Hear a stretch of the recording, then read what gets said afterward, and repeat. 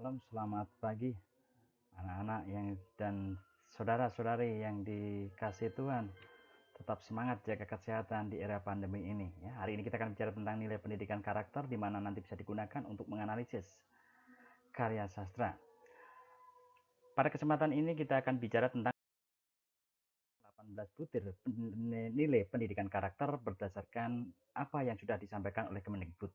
Ya, saya akan sampaikan terlebih dahulu pengertian pendidikan karakter menurut para ahli tentunya ya. Yang pertama adalah Thomas Licona. Nah, dalam bukunya yang terbit tahun 2012 dia mengatakan bahwa pendidikan karakter merupakan suatu usaha yang sengaja untuk membantu seseorang sehingga ia dapat memahami, memperhatikan, dan melakukan nilai-nilai etika yang inti. Yang kedua, berdasarkan kamus psikologi, bahwa karakter merupakan sebuah kepribadian ditinjau dari titik tolak etis atau moral. Misalnya kejujuran seseorang biasanya berkaitan dengan sifat-sifat yang relatif tetap. Oh, si A itu seperti ini, si B seperti itu, dan sebagainya. Ya. Kemudian menurut Ngainum Naim, ya, mengatakan bahwa karakter mengacu pada serangkaian sikap atau attitude, perilaku, motivasi, dan juga keterampilan atau skills. Sementara menurut Doni Kusuma, pribadi yang berkarakter adalah mereka yang mampu mempertanggungjawabkan kebebasan demi sebuah nilai, cita-cita, dan ide. Idealismenya, ideologinya dalam mengatasi pamrih individu. Nah, itu menurut Doni Kusuma. Sama seperti apa yang disampaikan oleh Bung Karno mungkin waktu itu. Kemudian, 18 butir-butir nilai pendidikan karakter itu apa saja menurut Kemendikbud? Yang pertama adalah religius. Sikap ketaatan dan kepatuhan terhadap agama yang dianutnya serta memiliki toleransi terhadap agama lain. Ini religius. Punya nilai dalam diri pribadi yang berkaitan dengan ketaatan dan kepatuhan dalam menjalankan ajaran agama yang dianutnya, serta menghargai, memiliki toleransi terkait dengan agama atau keyakinan orang lain. Yang kedua adalah jujur.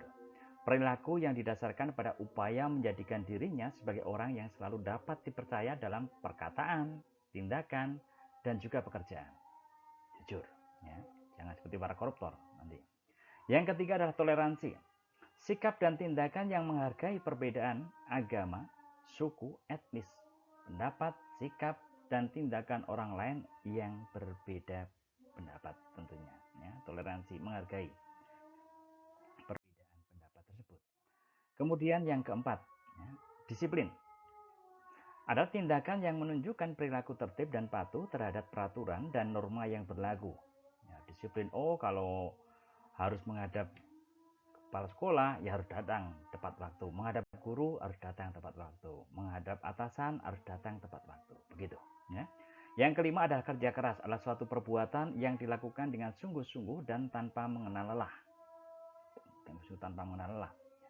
Yang keenam adalah kreatif, selalu mencari alternatif penyelesaian suatu permasalahan dari berbagai sudut pandang. Hal ini dilakukan untuk mengembangkan tata cara atau pemahaman terhadap suatu masalah yang terdahulu pernah ada dan melalui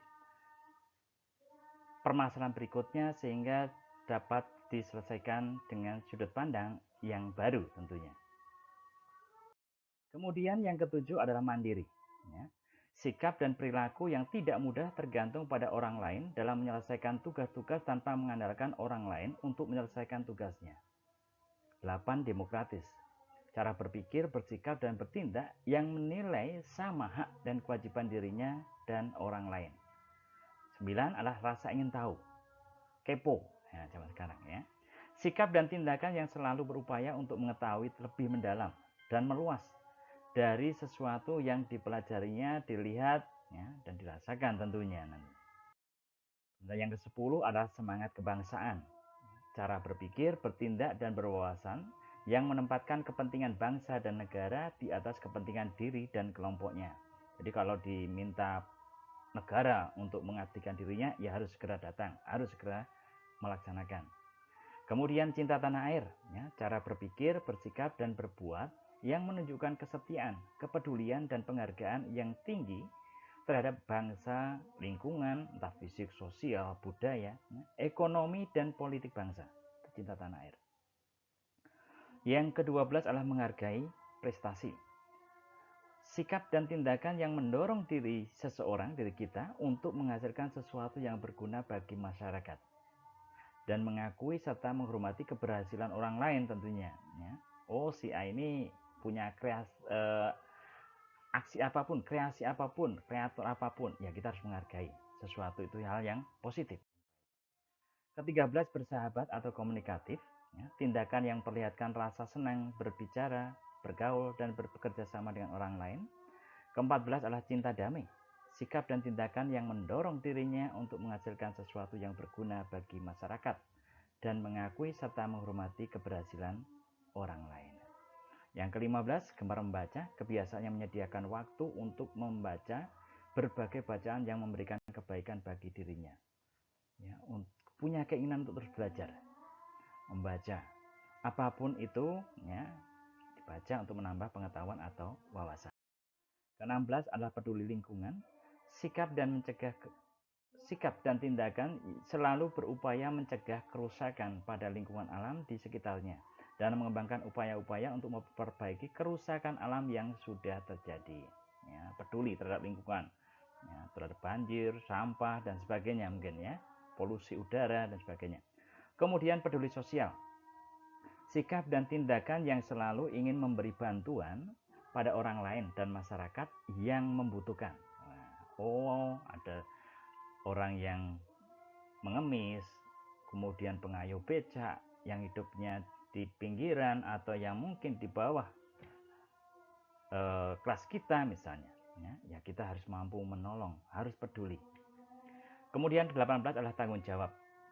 Sikap dan perilaku, ya, seseorang untuk melaksanakan tugas dan kewajibannya yang seharusnya dia lakukan terhadap diri sendiri, masyarakat, ya, lingkungan, negara, dan juga Tuhan Yang Maha Esa. Nah, ini tadi adalah 18 butir nilai-nilai pendidikan karakter yang harus kalian pahami dan kalian cermati dan harus kalian lakukan dalam kehidupan sehari-hari supaya menjadi pribadi yang lebih berguna, menjadi pribadi yang lebih baik. Nah, pendidikan karakter tersebut dapat dilakukan, ya, tidak terlepas dari 3 aspek. Ini menurut Lincona, ya. Pertama adalah pengetahuan atau kognitif, kedua perasaan atau feeling, ketiga adalah tindakan atau action. Nah, ini harus saling berkaitan. 3 hal ini. Disinilah kemudian, ya, berkaitan dengan Kemendikbud tadi, ya, bahwa pembelajaran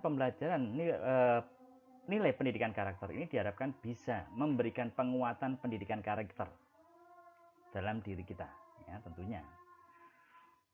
PPK atau penguatan pendidikan karakter adalah gerakan pendidikan di sekolah untuk memperkuat karakter siswa melalui harmonisasi olah hati, perasaan, etik, olah rasa atau estetis, seninya menghargai orang lain, menghormati orang lain seperti apa, olah pikir, ya, literasi, dan juga olahraga, kinestetik, dengan dukungan pelibatan publik dan kerjasama antara sekolah, keluarga, dan masyarakat. Baik anak-anak, cukup sekian yang bisa Pak sampaikan. Semoga bermanfaat dan bisa kita pahami untuk pembelajaran lebih lanjut. Terima kasih, selamat siang.